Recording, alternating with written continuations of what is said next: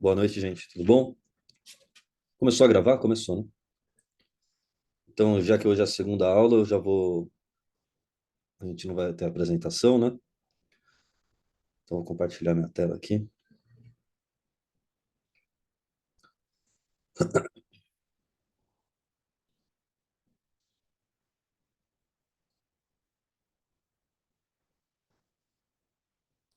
Bom, tudo bem com você, gente? Boa noite. É... Peraí, deixa eu organizar aqui. Então, uma breve introdução, né, do que a gente falou na última aula só. É... Agora a gente está indo para a parte 3, né? Então, na primeira aula a gente deu conta da... de duas partes, né? Da questão da narrativa Carrasco, investigações sobre morte, experimentação e afirmação.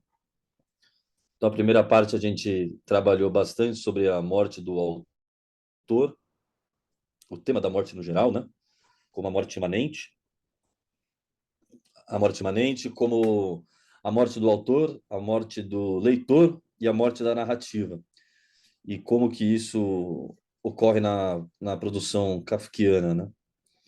E uma segunda parte tem toda a conta através da ideia da morte, tentando ligar isso ao absurdo da vida, né? E as questões da literatura menor. Então, já tinha ali um bacilo de uma tentativa de uma busca por uma saída, de uma afirmação na vida, mesmo dentro desses temas tão difíceis, né? E que normalmente a gente sempre liga a questões negativas, né? Então, essa terceira parte vai, primeiramente, falar um pouco, e a gente vai trabalhar junto aqui um pouco do niilismo ocidental, da questão da depreciação da vida. E depois disso, uma saída para o niilismo e uma procura, depois da negação, uma afirmação, né? Tudo isso dentro da narrativa de Franz Kafka, né?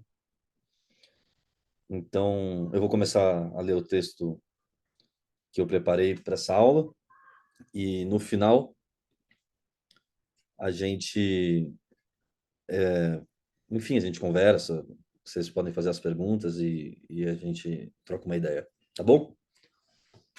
Então vamos lá. Terceira parte. Niilismo e afirmação. Para essa beligerância literária, investigaremos um dos inimigos mais notáveis dessa máquina kafkiana, aqui evocada através da imagem do carrasco, a crise entre os planos. Para alguns autores como Schopenhauer e posteriormente Nietzsche, essa crise tem início no modelo platônico, que separa a vida entre dois planos: o plano ideal, das ideias, cuja perfeição trabalha em detrimento de um outro, o plano vicioso e animalesco, o plano do corpo, dos sentidos e desejos. Esse seria o bacilo da trajetória ocidental através do niilismo. Isto é, negar a vida da qual fazemos parte e temos parte, em nome de um universo inalcançável da ideia pura. Propriamente, o processo histórico ocidental depara-se com uma readaptação desse método pelo cristianismo, quando é mesclado ao plano perfeito a ideia de Deus. Essa insurreição da vida contra a vida é readaptada através do avanço das instituições e tecnologias humanas. Contudo, permanece a crise entre esses planos, da qual Kafka, ao que nos parece, agride junto a seu carrasco, como veremos a seguir. Antes, talvez seja importante a definição de niilismo, proposta por Deleuze em seus trabalhos sobre a filosofia nietzschiana. Abre aspas, Deleuze. Na palavra niilismo, nihil não significa um não ser, mas antes de qualquer coisa, um valor de nada.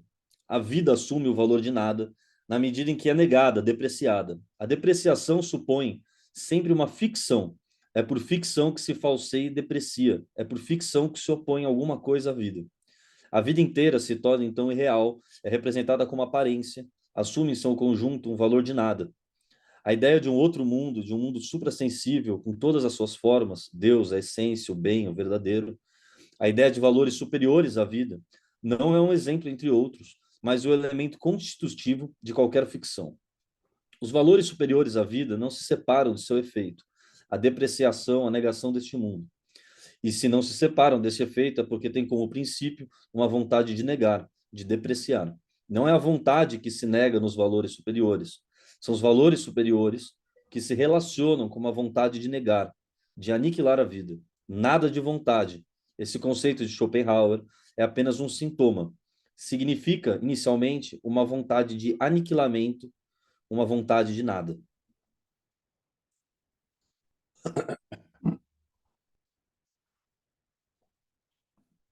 Fecha aspas.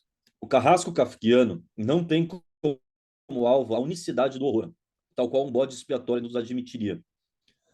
Procura para além da crise dos planos, ou melhor, para dentro da vida dentro dos planos, e se esgueira no lado real do abismo e observa a outra ponta para afirmar certa redenção. Nessa imagem, continua o aforismo 146, presente no livro Além do Bem e do Mal. Abre aspas. Quem deve enfrentar monstros deve permanecer atento para não se tornar também um monstro. Se olhares demasiado tempo dentro de um abismo, o abismo acabará por olhar dentro de ti. Fecha aspas. A situação é dada. Nessa travessia entre o lado A, real, e o lado B, ideal, mesmo que aconteça a negação da redenção catalogada no lado B, aniquila-se o caminho para fecundar essa vontade de nada. O abismo paralisia o transeunte, que nega agora sua potência criadora para afirmar o abismo como lei, não como problema a ser resolvido, e seu estado de choque. Volta-se, portanto, ao estado de negação à vida, e passível para trazer aos antigos monstros novas roupagens. A literatura kafkiana encontra sua fúria na relação para com essa vontade de nada. Muito semelhante a Nietzsche, que ainda faz uma observação no mesmo livro supracitado, com o aforismo 154. Abre aspas. A objeção, o saltar para o lado, a alegre desconfiança, o gosto pela zombaria, são sinais de saúde. Todo incondicionado pertence à patologia. Fecha aspas. De certa forma, há nos textos kafkianos pequenos gracejos, risos nervosos, demonstrações de saúde. Um de seus contos ilustra essa breve discussão aqui iniciada. Agora a gente vai ler o conto inteiro na íntegra, tá? Abre aspas. Kafka. Eu estava rígido e frio. Era uma ponte, estendido sobre um abismo. Ele era uma ponte, né? As pontas dos pés cravadas deste lado, do outro as mãos. Eu me prendia firme, com os dentes na argila quebradiça. As abas de meu casaco flutuavam pelos meus lados. Na profundeza fazia ruído o gelado riacho de trutas. Nenhum turista se perdia naquela altura intransitável. A ponte ainda não estava assinalada nos mapas. Assim, eu estava estendido e esperava, tinha que esperar. Uma vez erguida, nenhuma ponte pode deixar de ser ponte sem desabar. Certa vez, era pelo anoitecer, o primeiro, o milésimo, não sei. Meus pensamentos se moviam sempre em confusão e sempre em círculo.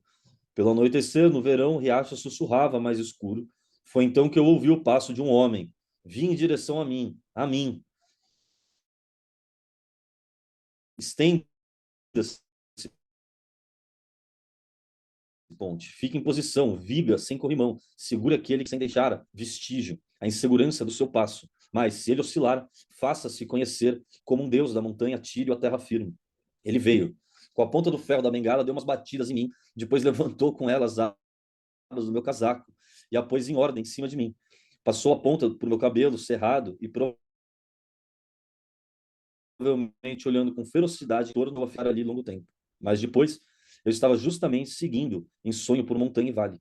Ele saltou com dois pés sobre o meio do meu corpo. Estremeci, numa dor atroz, sem compreender nada. Quem era? Uma criança, um sonho, um salteador de estrada, um suicida, um tentador, um destruidor, e virei-me para vê-lo. Uma ponte que dá voltas. E eu ainda não tinha me virado e já estava caindo. Desabei. Já estava rasgado e trespassado pelos cascalhos afiados que sempre me haviam fitado tão pacificamente da água enfurecida. Fecha aspas. Uma ponte que dá voltas. Uma imagem certamente engraçada. Contudo, a piada fundamental desse texto é que há a possibilidade de relacionarmos a ponte, narrador, à experimentação literária kafkiana em si. Isto é, A ponte como construção humana para o leitor procurar alguma verdade, ou pelo menos um caminho seguro para afirmar algo. Ao passo que o leitor, ou seja, quem era, uma criança, um sonho, um salteador de estrada, um suicida, um tentador, um destruidor, trata a resolução da verdade simplesmente na construção, tornando-o aquele que nega o abismo, seja por fanfarra ou não. O abismo e a ponte olham para a tamanha ingenuidade e todos têm o mesmo final mortífero. Ainda mais, o homem leitor nega o sofrimento dessa construção para afirmar a própria segurança na construção, possibilitando assim o desmoronamento como verdade. A literatura, então, é posta como um caminho para o verdadeiro, mas não como crença ou resposta, somente como caminho. Esse texto funciona como um manifesto do carrasco, que com seus dentes de cascalho engole a todos que se adequam aos preceitos pré-existentes, tal qual a segurança de uma ponte. Da mesma maneira, esse texto readapta a configuração da crise entre os planos na própria literatura, efeitos, preceitos já estabelecidos para qualquer redenção que seja. O papel da literatura se dá, portanto, no controverso. Lamer, em sua biografia Ensaio sobre Kafka, diz, abre aspas, ao contrário de Platão, Kafka acredita que a arte mantém uma relação estreita e perigosa com a verdade, e ele parece acreditar que seu sentido se encontra na relação pessoal com essa verdade, que é pavor e dor logo em sua representação. Quer que se trate de pintura ou de literatura, parece claro que seu espírito, os parâmetros da criação, não têm possibilidade de chegar ao verdadeiro, que é deslumbrante, consequentemente indescritível, e aquilo que o verdadeiro provoca no indivíduo que o busca. A arte reside não no que é visto, pois nada podemos ver, mas na imprudência do desejo de ver e nas profundas cicatrizes causadas por essa louca ambição. Fecha aspas. Aqui nos vale uma ressalva. Assim, o que ver na mesma medida em que também há o que ser destruído. No entanto, a imprudência de alugar com ingenuidade os olhos alheios, reorganizados, encavalados através de várias mentes e pela interferência atroz do tempo, nos traz essa resolução de sofrimento e dor na análise da vida. Há graça na vida e a vida existe por si só como valor fundamental. E ela tem de ser analisada, negada em suas roupagens para depois afirmarmos algo que não seja o nada. Essa é a piada geral do conto A Ponte, nos demonstra como Kafka e seu carrasco não estavam regrados em apenas ridicularizar nosso senso, mas nos fazer aprender violentamente com um erro, apenas avessas, insana, mas não por isso bem intencionada. Lembremos do conto curto Novo Advogado, de Kafka, em que uma nova trajetória para Bucéfalo é narrada. O famigerado cavalo de Alexandre o Grande, cansado da, abre aspas, pressão do lombo dos cavaleiros nos flancos, procura conforto na ordem dos advogados, em seus códigos. Vale ressaltar que o Kafka era advogado também. Podemos tomar esse inusitado texto, mais um em que o escritor tcheco utiliza de antropomorfismo como exemplo de uma narrativa carrasco. Esse cavalo tinha uma condição servil em um antigo mundo e nos deparamos com uma trajetória que, à primeira vista, pode ser tomada como satisfatória, mas aqui denota-se como automática. Aqui vale uma ressalva. Do mesmo modo que a piada explicada perde sua força, pois a quebra de expectativa é anulada e o vínculo com o ouvinte idem, a ironia perde seu valor quando usurpada pela indicação de sua existência por quem a fez.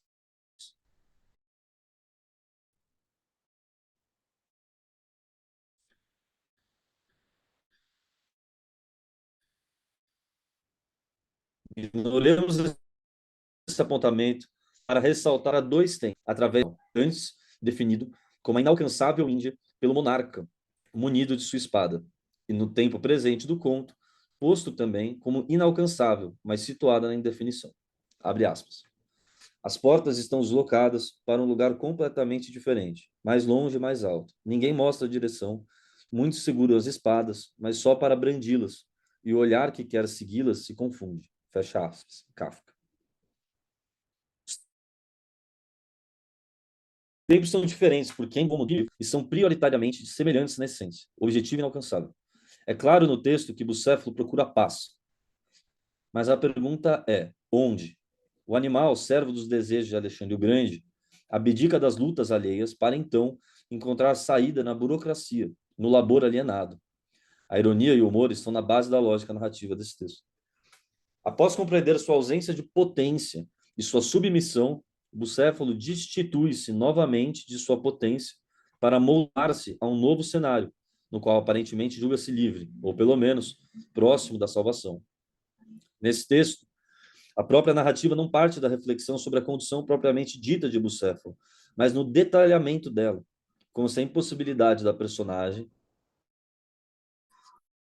partisse também da impossibilidade dessa história definir rumo concreto. Essa história define um rumo, o plano inalcançável que podemos aqui designar por transcendente.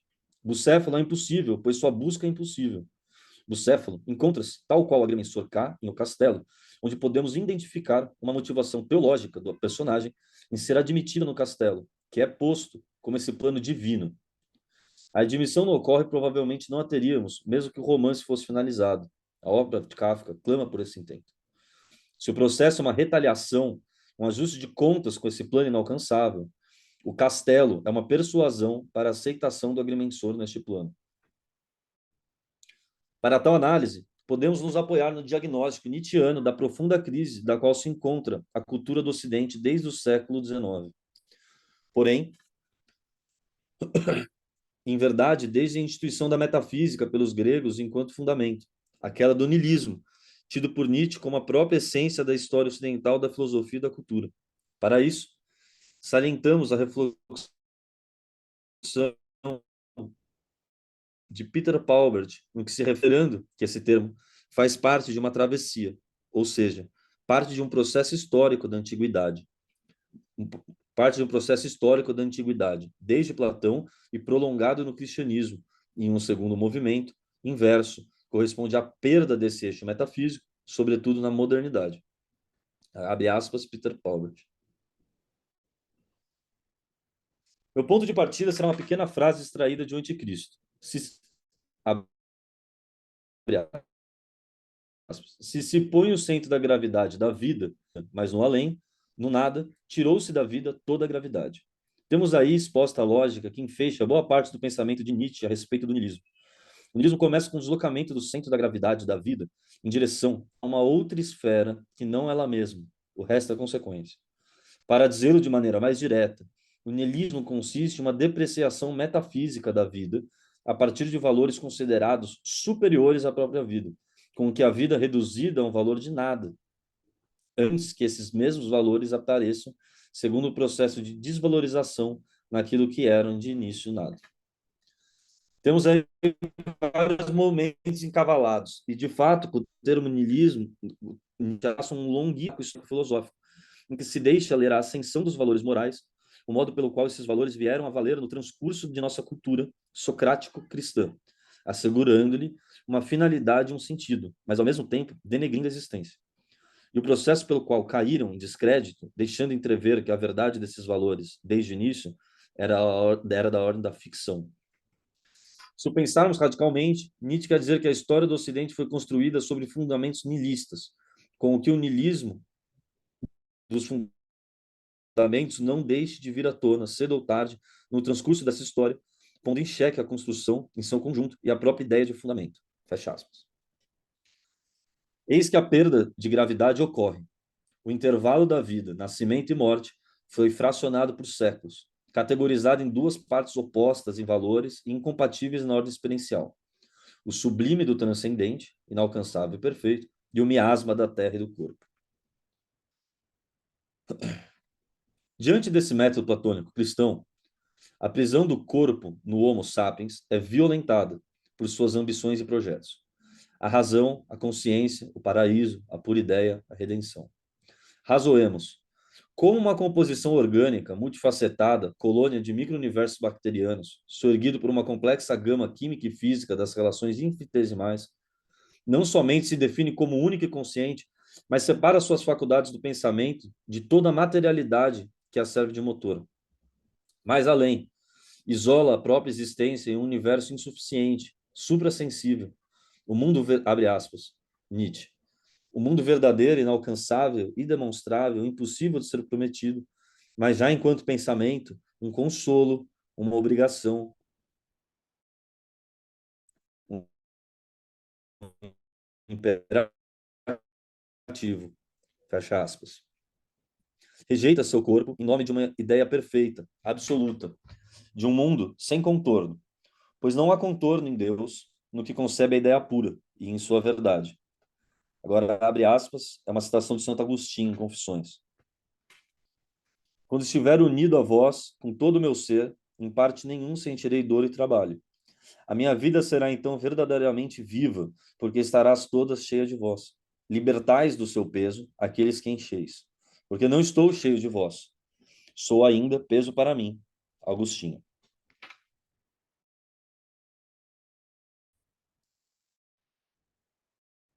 Ações de quem não pode estar Deus, como aqui a ideia e o pensamento, são pertencentes a um plano contrário ao plano sensível do corpo. Santo Agostinho sofre em suas palavras ao sentir o peso de si mesmo por existir na prisão corpórea, enquanto almeja o plano transcendental. Nessa linha, o trabalho representa o intervalo vida, e somos miseráveis nessa etapa, que é a única que conhecemos empiricamente. Não há esperança. Todo esse custoso trabalho seria decadência, pois ele se dá em um plano escasso. O nosso corpo é insuficiente para nós mesmos. Abre aspas, Santo Agostinho. Olhai, eu não escondo minhas feridas. Vós sois o médico e eu o enfermo. Sois o misericordioso e eu o miserável. Fecha aspas. Romper com esse paradigma é propor possibilidades, conflitos, destruições e construções. Uma filosofia do corpo, tal qual como a de Nietzsche, é uma filosofia plural e presente. A nossa potência é forma de interpretação e de intervenção na realidade. A priori, rejeitamos a ideia de poder, potência, como se ele fosse o mal em sua essência. Devemos sofrer ante a ideia de sermos soberanos em nossas vidas. Devemos temer, acima de tudo, dentro desses pressupostos supracitados.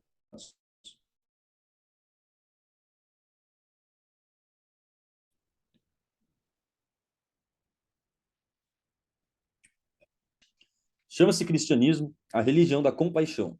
A compaixão está em oposição a todas as paixões tônicas que aumentam a intensidade do sentimento vital. Tem ação depressora.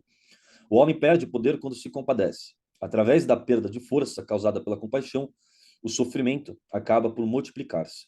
Fecha aspas. Essa compaixão em específico é a capacidade de colocar-se no lugar do outro, porém de uma maneira já definida. Para uma filosofia do corpo, nos moldes nietzschianos, essa paixão é uma ilusão e, consequentemente, prisão. A potência tem de estar em nossas mãos para gerirmos nossos próprios valores, nossos pilares, nossos entes. Nos relacionarmos com nossos instintos e pulsões, com a pluralidade do corpo, é relacionar-se com a eterna mutação da realidade. Comungar o sofrimento é difundir o espírito de rebanho, enclausurar nossa potência e transferir nossas qualidades medicinais para um plano uno, inalcançável e opressor. Diante da visão de um plano absurdo, observemos como as exemplificações do absurdo propostas por Camus trabalham nesse sentido. Tal qual o método platônico cristão, a resposta primeira da civilização é o niilismo.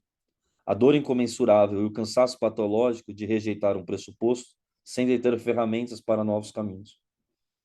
Nietzsche verte o corpo, gama complexa de impulsos e forças em constante conflito, em ferramenta de ação na própria vida, mesmo que contraditória. Tempos depois, Nietzsche, Emile Cioran, em uma linha semelhante de pensamento, diz, abre aspas, tenho certeza que Jesus crucificado invejou o destino do mais anônimo dos homens, e se pudesse, teria se retirado para o canto mais escuro do universo, onde ninguém mais viria lhe pedir esperança ou redenção. Fecha aspas.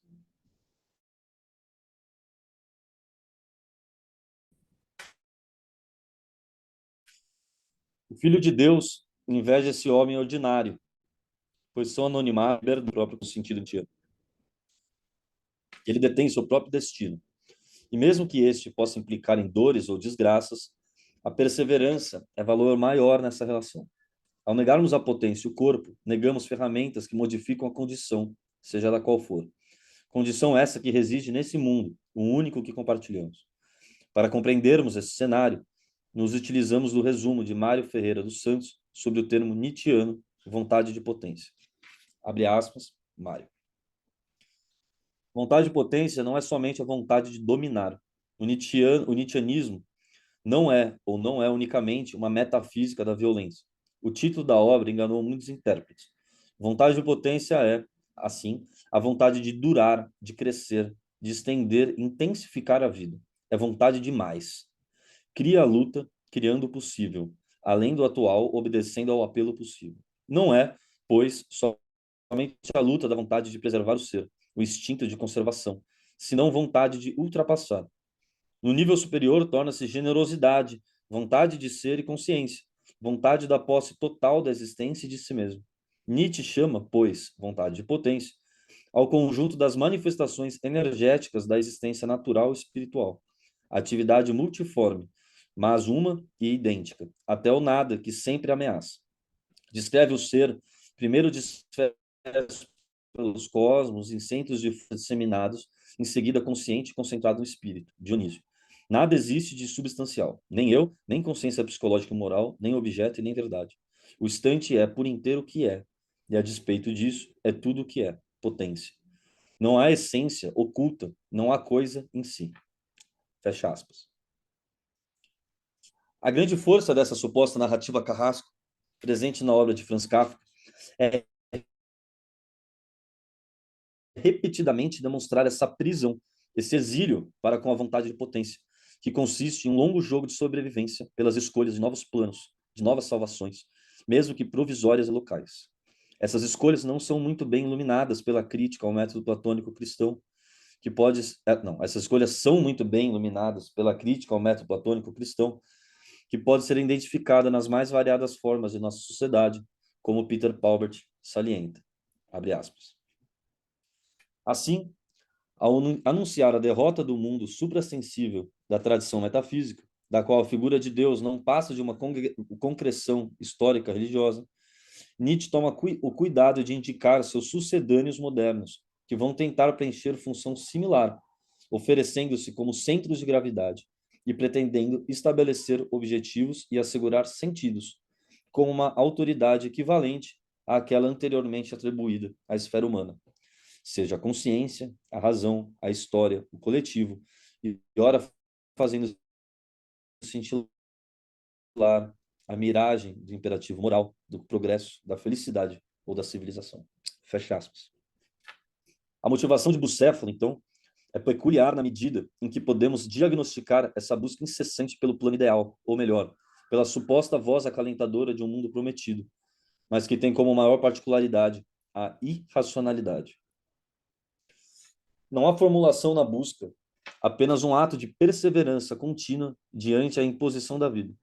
Mesmo que esteja livre da guerra impossível de Alexandre o Grande, mesmo que a sociedade presente esteja distante do objetivo sem rosto, brandindo espada sem direção, a salvação de Bucéfalo denota-se também um plano ideal, os códigos, no caso, como sugere o texto, os códigos da lei. Kafka não explicita ou descreve os códigos, pois eles são intocáveis, não pertencem ao nosso domínio, são tão misteriosos para nós leitores como para Bucéfalo e para o próprio conto. Quanto tempo resta para a personagem nesse conforto virtual ter de procurar outra aparência, outro ler e virar as folhas dos nossos velhos livros? As personagens kafkianas defrontam-se com esse cenário automático de luta constante pelo possível afeto desse motor de aparências, que tem como produtos notáveis, abre aspas, a consciência, a razão, a história, o coletivo, a miragem do imperativo moral, do progresso, da felicidade ou da civilização. Fecha aspas. Ainda no início, o conto propõe um narrador ativo, como se lesse uma ata. Temos um novo advogado, o Dr. Bucéfalo. Seu exterior lembra pouco tempo que ainda era o cavalo de batalha de Alexandre da Macedônia. Seja como for, quem está familiarizado com as circunstâncias percebe alguma coisa. Fecha aspas. Partindo deste apontamento, no fim do texto, quando o autor escolhe a frase dos nossos velhos livros, ou no começo, quando utiliza a palavra exterior para denotar o corpo não humano do novo advogado, Bucéfalo é marginalizado pelo narrador do nosso universo, mesmo que este universo não nos seja conhecível. Eis parte do agressor ao agredido, encontra-se no centro energético desse motor de aparências, que se dá na fabricação contínua de novos fundamentos para perseverar o sentido na vida. O que ele nos demonstra, senão, que esse sentido está em um campo linguístico tão distante, graças aos acavalamentos ininterruptos de costumes gerados por axiomas e deificações. Que a origem de nossos desejos são espasmos, tal qual a sociedade é um cranco espamódico. Em cada quarto, em cada porta, em cada retrato, em cada memória, uma nova tentativa. Todavia, todas elas com a dor inominável de não conceituar, por exemplo, a felicidade, identidade ou imperativo moral, mas somente sua busca. David Foster Wallace aponta para semelhante caminho ao refletir sobre o humor em Kafka. Abre aspas. Verdadeira piada fundamental em Kafka, a verdadeira piada fundamental em Kafka, a de que o esforço terrível de estabelecer um self humano resulta num self cuja humanidade é indissociável desse esforço terrível. De que a jornada interminável e impossível rumo ao nosso lar é, na verdade, o nosso lar. Fecha aspas. Ainda mais uma ironia no antropomorfismo de Bucéfalo, que é aceito pelos homens na figura do narrador, apenas sob a condição de estrangeiro. A isso poderíamos associar uma declaração que Kafka, repostada por Gustave Janot, segundo a qual a natureza humana é a prisão da qual o homem quer se libertar, mesmo que pela imaginação. Explicação que o autor teria dado a respeito do protagonista de A Metamorfose, tal qual Bucéfalo, animal não humano.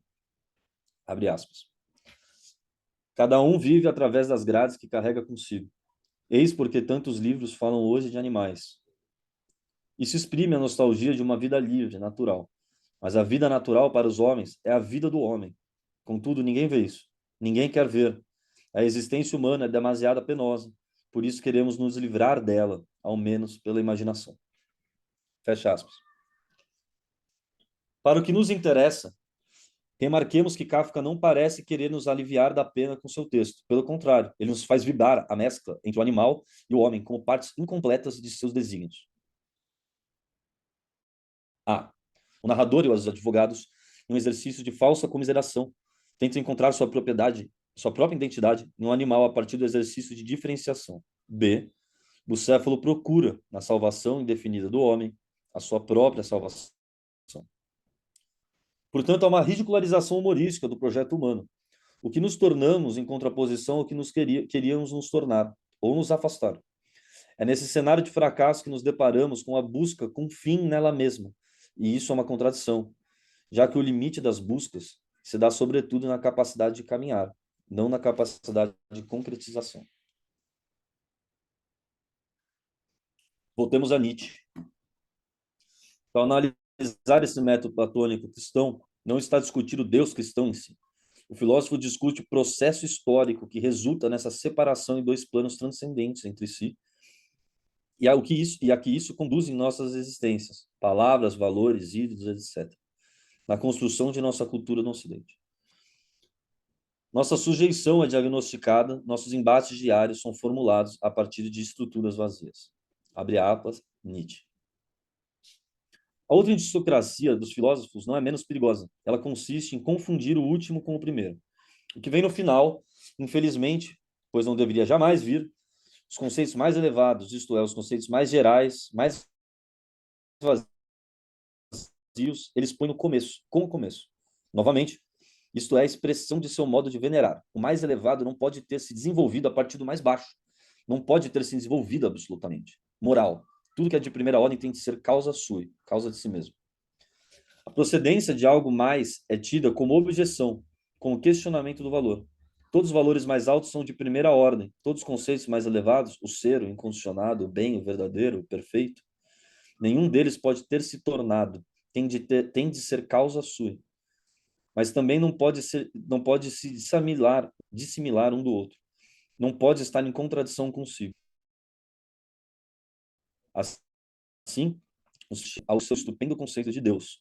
O último, mais tênue, mais vazio, é posto como primeiro, como causa em si. Fecha aspas. Os três planos ideais, identidade do narrador e da ordem geral dos advogados, a guerra de Alexandre o Grande e os códigos, são escritos como objetivo no conto, são causa sui, o que somente catalisa a gênese desse estado de automação presente na narrativa Carrasco. Até mesmo a razão composta a priori na concatenação comporta-se inversamente como um irracionalismo em nome da razão. Nossos códigos e livros são exemplificações de meros exercícios gráficos. Qual é o real valor desse conforto? Bucéfalo é colocado nessa situação de cenários aparentemente distintos e sucumbe à não confiabilidade do narrador. Ele mesmo, personagem histórico das guerras e conquistas, somente é admitido graças à compaixão da ordem dos advogados, como o próprio narrador destaca. Abre aspas. Ele, de qualquer forma, ele, de qualquer modo, merece boa vontade. Fecha aspas. Semelhante a quando foi domado por Alexandre, que observou a origem de sua violência, o medo de sua própria sombra.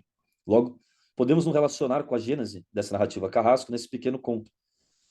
Mais uma personagem condizente a Sísifo, perseverante, e no auge de suas vãs escolhas, em sua ilusória resolução, a própria narrativa soergue, como a sombra de um enorme titã, para se negar com seus códigos, com suas tramóias, a serviço de uma irracionalidade, ou melhor, vazio, a escrita que procura assassinar e suicidar-se. Então, emergimos a pergunta. Essa narrativa Carrasco conforma-se em ser reflexo da perseverança pelas ambições eternas? O próprio exercício de construir e desconstruir o texto dessa maneira, ou melhor, essa escolha de estilo, não denota por si só o colossal desconforto em ignorar tais lutas próprias da situação do absurdo? O fato de não eleger novos ídolos, não chegar a uma substituição final das transcendências, em Kafka, não impede que a narrativa persevere. Ao contrário, essa perseverança aqui é um movimento que, nesse autodesfazimento perpétuo, parece assegurar alguns vestígios vivos de uma revolta em nome de algum objetivo possível. Abre aspas. Essa é uma citação do diário do Kafka. Não acabo nada, porque não tenho tempo e dentro de mim é essa urgência tão grande. Se o dia inteiro estivesse livre e essa inquietação matinal em mim pudesse aumentar até o meio-dia e se cansar até a noite, então eu poderia dormir. Mas assim, resta para essa inquietação no máximo apenas 1 hora do crepúsculo. Ela se intensifica um pouco, então é oprimida e escava minha noite inútil e danosamente. Aguentarei isso por muito tempo? E terá alguma finalidade aguentá-lo? Obterei tempo, afinal? Fecha aspas. Toda a atenção do autor está em detalhar, vasculhar e fazer persistir a inquietação, e não em solucionar. Pois no caminho da solução, o motor de aparências tornar-se-ia uma resposta final, mais uma vez, como o lobo que veste de cordeiro. Real, abre aspas. Tudo é fraude. Buscar o mínimo de ilusão, permanecer no nível usual, buscar o máximo. No primeiro caso, frauda-se o bem, na medida em que se deseja tornar fácil demais sua conquista. O mal, na medida em que é colocado em condições de luta excessivamente desfavoráveis. No segundo caso, o bem é fraudado na medida em que não se luta para alcançá-lo, nem mesmo aquilo que é terreno. No terceiro caso, frauda-se o bem na medida em que a esperança é torná-lo impotente com a sua máxima intensificação. Seria preferível nisso tudo o segundo caso, pois sempre se frauda o bem e não o mal, neste caso, pelo menos na aparência. No entanto, se a fraude é a lei, ou melhor trazendo o termo nietzschiano, a fraude como eterno retorno, como podemos vislumbrar somente a negação e decadência como gênese de sua escrita? Então, como essas portas imensuráveis saem do abismo para mostrar os conflitos do fracasso ad infinito, como crise a ser vencida? Talvez para essas perguntas, o conceito de eterno retorno, formulado por Nietzsche, seja o horizonte. Abre aspas. Deleuze, mas essa passagem de Deleuze é de um livro que ele fala sobre Nietzsche. Está na bibliografia que eu vou passar para vocês. Abre aspas. A exposição do eterno retorno, tal como concebe Nietzsche, supõe a crítica do estado terminal ou estado de equilíbrio. Se o universo tivesse uma posição de equilíbrio, se o devir tivesse um objetivo ou um estado final, ele já o teria atingido. Fecha aspas. Notamos então que o eterno retorno não é baseado na volta irredutível do mesmo, mas na afirmação do devir. Nietzsche, antes, faz uma discussão cosmológica, física e filóloga, para depois entrar no que podemos compreender como, se todo o processo de forças resultou em uma história miserável para o Homo sapiens, no retorno de opressões e costumes vazios, de poderes dominadores em nome de ilusões, desvalorização da vida, dos impulsos e das potências, sempre retorna também o espaço para uma força ativa da afirmação de nossas vontades em detrimento de uma moral inventada, e por isso decadente, exatamente por valorizar o plano ideal. A dádiva a seguir está na construção de novos deuses, para que eles retornem como a nossa semelhança potente, possibilitando novas utopias e destruições, conflitos que valorizem a vida terrena. Abre aspas.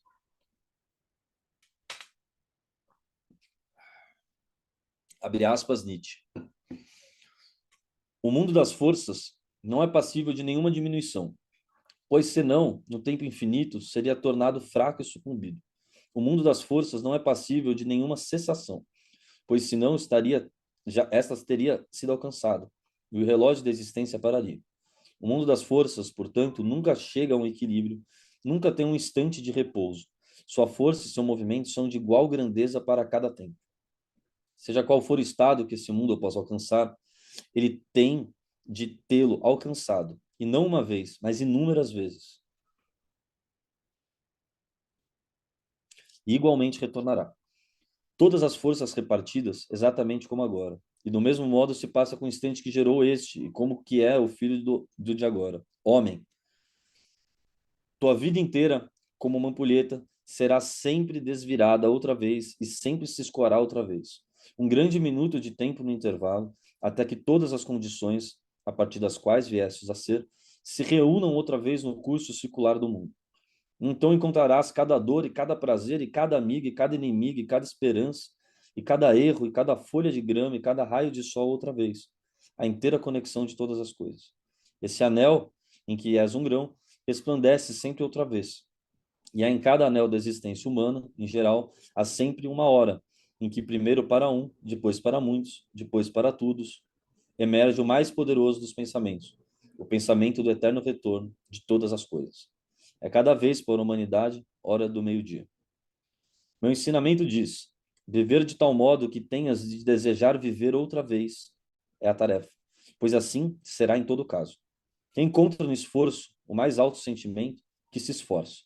Quem encontra no repouso o mais alto sentimento, que repouse. Quem encontra em subordinar-se, seguir, obedecer, o mais alto sentimento, que obedeça. Mas que torne consciência do que é que lhe dá o mais alto sentimento, e não receie nenhum meio. Isto vale a eternidade. Fecha aspas. Gunther Anders compara o eterno retorno de Nietzsche com a obra de Kafka. Enquanto o primeiro privilegia o retorno do devir e do diferente, Kafka escreve sobre o retorno dos fantasmas da opressão. Abre aspas. Anders. Precisava dar o salto do nada para algo, para alguma coisa qualquer, ou para a afirmação total do existente, do mero fato de existir. O salto de Nietzsche do niilismo para o eterno retorno, fora, se não modelo afirmativo, certamente precedente filosófico. Também para Kafka restou apenas esse mínimo nu e cru. Não se pode dizer, consta na consideração 109, que nos falta fé. Só o simples fato de nossa vida não pode absolutamente se esgotar do seu valor de fé. Fecha aspas.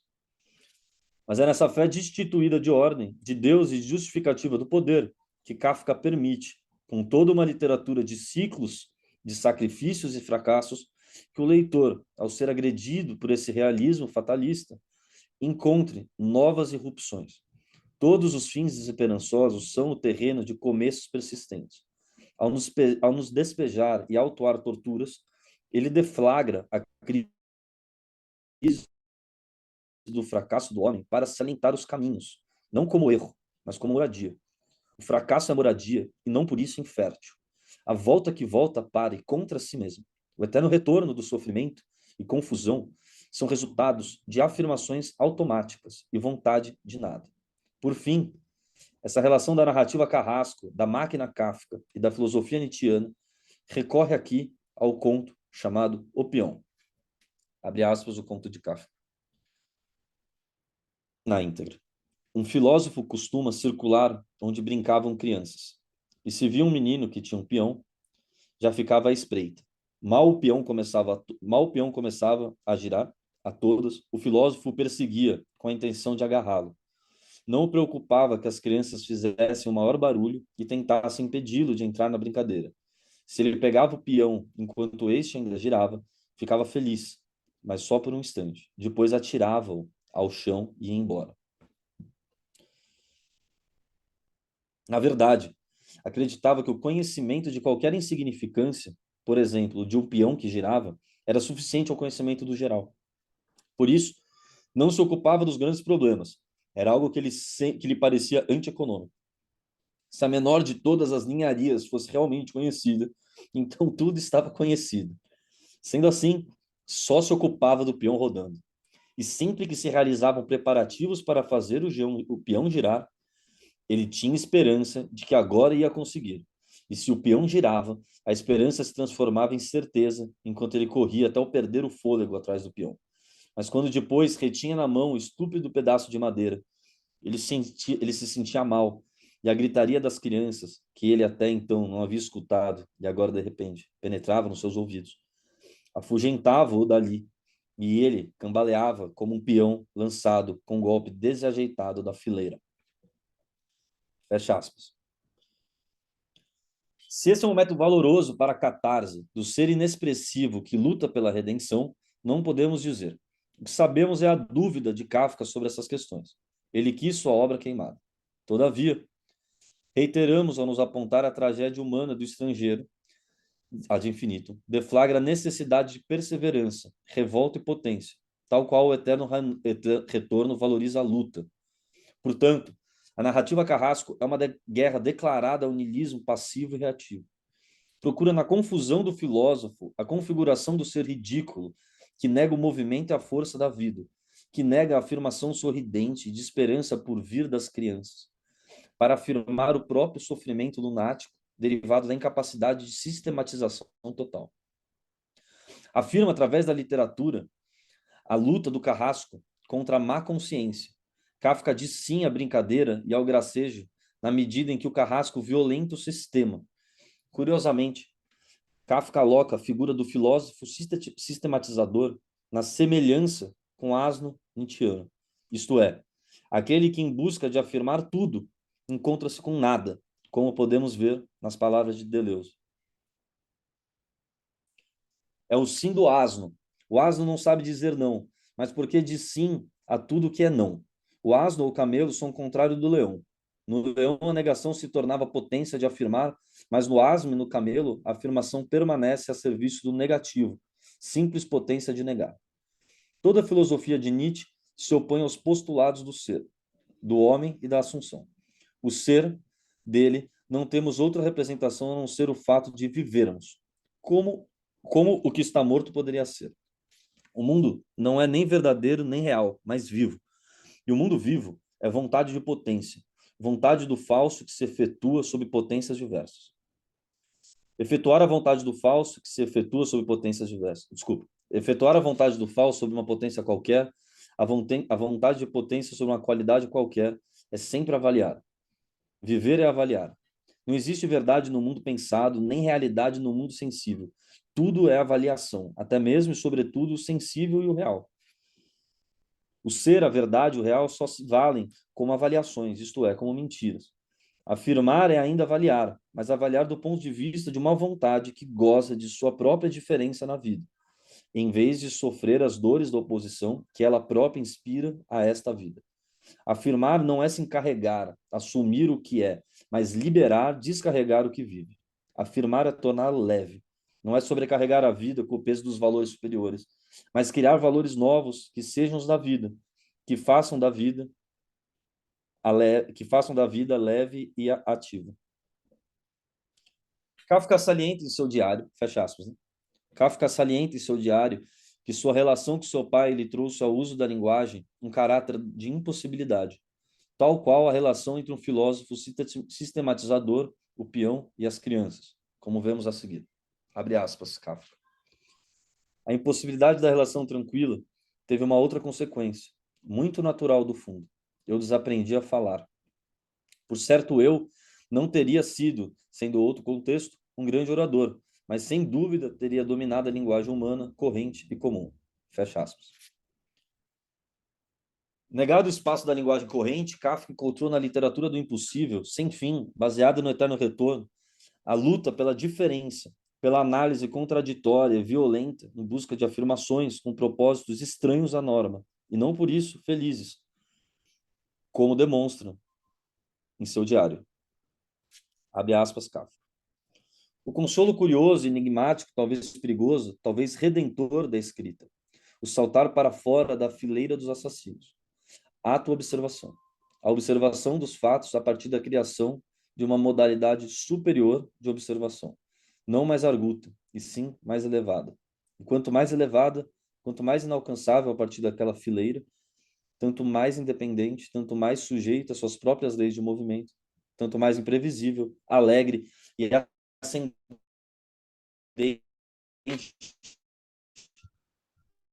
o seu caminho. Fecha aspas. A narrativa Carrasco propõe o caminho de uma experimentação literária, criadora de suas próprias modalidades, que busca no inominável, na contradição e na beligerância a afirmação total da vida e seus caminhos. A máquina literária vibra a guerra contra a máquina totalizante e procura na própria impossibilidade a força e a coragem necessárias para abraçar a caótica vida. Há de ser caos, há de ser caótico para rirmos e amarmos. A narrativa Carrasco traz o eterno retorno do fracasso, da intransigência, da agressão, da humilhação, do poder e da dominação para abrir trocas e saídas explosivas, isto é, a demonstração de que há como encontrar dignidade e generosidade no conflito, na contradição e na insatisfação. Essa narrativa Carrasco aqui proposta trabalha arduamente em similaridade com a pluralidade nietzschiana da contradição. Abre aspas, Nietzsche. Abre aspas, Deleuze, falando sobre Nietzsche. A lição do eterno retorno é que não há retorno do negativo. O eterno retorno significa que o ser é seleção. Só retorna o que afirma ou o que é afirmado. O ensinamento especulativo de Nietzsche é o seguinte: o devir, o múltiplo e o acaso não contém nenhuma negação. A diferença é a afirmação pura. Retornar é o ser da diferença que exclui todo o negativo. Talvez esse ensinamento permanecesse obscuro sem a clareza prática na qual está imerso. Nietzsche denuncia todas as mistificações que desfiguram a filosofia, o aparelho da má consciência, os falsos prestígios do negativo que fazem do múltiplo, do devir, do acaso, da própria diferença, infelicidades da consciência e das infelicidades da consciência, momentos de formação, de reflexão ou de desenvolvimento. O ensinamento prático de Nietzsche é a diferença é feliz. O múltiplo, o devir, o acaso são suficientes e por eles mesmos objetos de alegria. Só a alegria retorna. O múltiplo, o devir, o caso são alegria propriamente filosófica na qual o uno se regozija de si mesmo, como também o ser e a necessidade. O reino do negativo é o reino dos animais poderosos, as igrejas e estados que nos acorrentam aos seus próprios fins. O assassino de Deus fica triste depois do crime porque motivava seu crime tristemente. Queria tomar o lugar de Deus, o matava para roubar, permanecendo negativo ao assumir o divino. É preciso tempo para que a morte de Deus encontre, enfim, sua essência e se torne um acontecimento alegre. O tempo de expulsar o negativo, de exorcizar o reativo, o tempo de um devir ativo. E este tempo é precisamente o ciclo do eterno retorno. Fecha aspas. O Carrasco irrompe e afirma a luta como potência, isto é, aquele de não crer na perfeição da verdade, pois se ela já estivesse posta, estaríamos todos embotados e sem sorrisos, numa ciranda perfeita, regrada por silêncio e ausência de suor nas mãos entrelaçadas. A máquina kafkiana é sem fim e impossível, e, por isso, há de ter fé que a violência do Carrasco não se pauta num prazer gratuito pela destruição dos valores humanos, mas em uma resolução irrestrita e cruel para com nossas brutais normalizações. Há de ter fé que essa negação total parte de uma necessidade insana de transmutar o negativo em positivo, o não em sim. Há de ter fé na violência positiva, há de ter fé no sorriso perante o ultimato do tempo.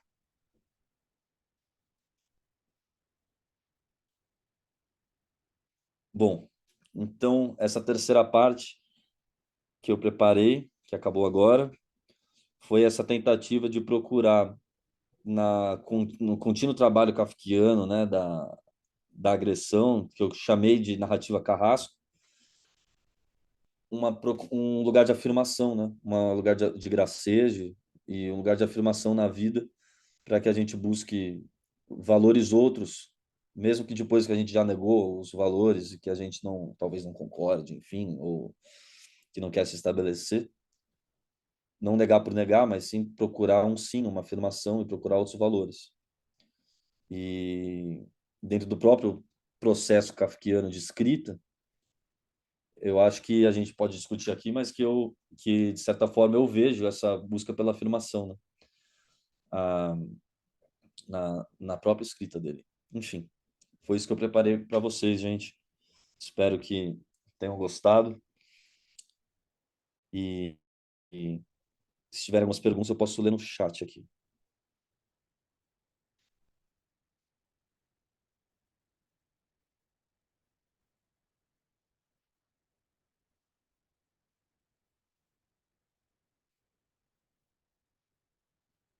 Então, vamos lá. Estou vendo as perguntas aqui. Bom, tem uma pergunta aqui da Renata Matias de Lima. Obrigado, Renata. Por favor, gostaria de saber se podemos dizer que kafkiano pode ser chamado de adjetivo, assim como maquiavélico e platônico, Platão, as respectivas obras.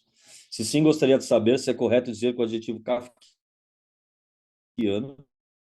é sinônimo de situações absurdas, angústias, existencial. Muito obrigado. Sim, kafkiano é colocado como adjetivo. Alguns autores usam bastante esse termo, né? E sim, eu acho que como a gente viu aqui nesse mini curso, né, que a obra do Kafka ela é muito regada, né, por essas situações absurdas, angústia existencial, mas também a gente viu que também é ligada com gracejo, alguns humor, piadas, humor, ironia. Mas sim, eu acho que o termo kafkiano é ligado principalmente assim no geral, né, às situações absurdas, né? Principalmente essas situações absurdas, né? Então, eu acho que tipo, acontece alguma situação, você tá, sei lá, por exemplo, no cartório, entendeu? E tá tendo você tem que provar que você não tá morto, sabe? Com a certidão de nascimento, entendeu? Você tem que provar que está vivo, na verdade, né? Então, acho que seria uma situação kafkiana, né? Uma situação absurda ali, né? Onde o sistema, né? Essa linguagem maior, ela realmente, ela realmente parece ser mais realidade do que o próprio corpo da pessoa, né? Então, seria uma situação kafkiana. E ela continua aqui, a Renata. E também gostaria, por favor, de saber se Kafka, por meio da própria escrita, buscava uma ruptura com a forma tradicional e se buscava ressaltar os impasses do homem moderno. Obrigado mais uma vez. Então, acho que sim. Eu acho que no diário ele tem várias demonstrações, várias falas. Eu posso separar algumas para você depois. Eu vou disponibilizar o texto também para vocês, em, em que em que ele deixa claro que ele queria romper. Eu acho que assim os próprios livros dele mostram isso assim, né? Por exemplo, a Metamorfose, que acorda com ele se transmutando num, num bicho, né? Num inseto, né? Ou o processo em que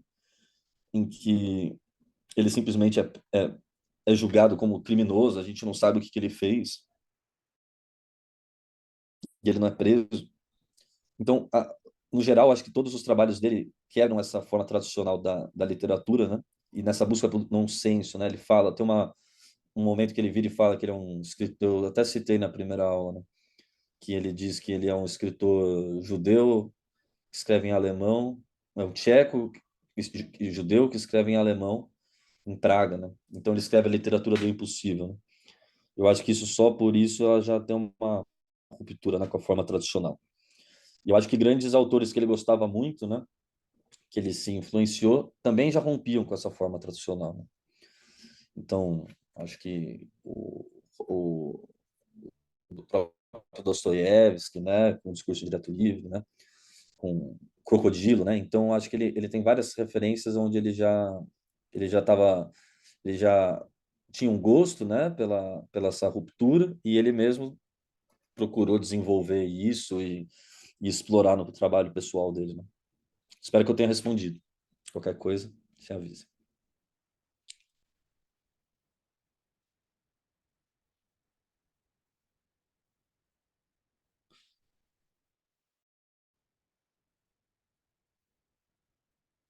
Ah, pera. Bom, eu acho que acabaram as perguntas, né, gente?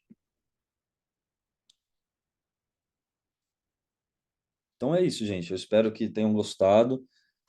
É, Eu conversei com o Damásio, eu vou passar para ele o arquivo do texto da aula, e aí, se vocês quiserem, vocês podem dar uma olhada, enfim. E se quiserem entrar em contato comigo para conversar sobre pesquisas, enfim, estou à disposição, tá bom? Obrigado, gente. Até a próxima.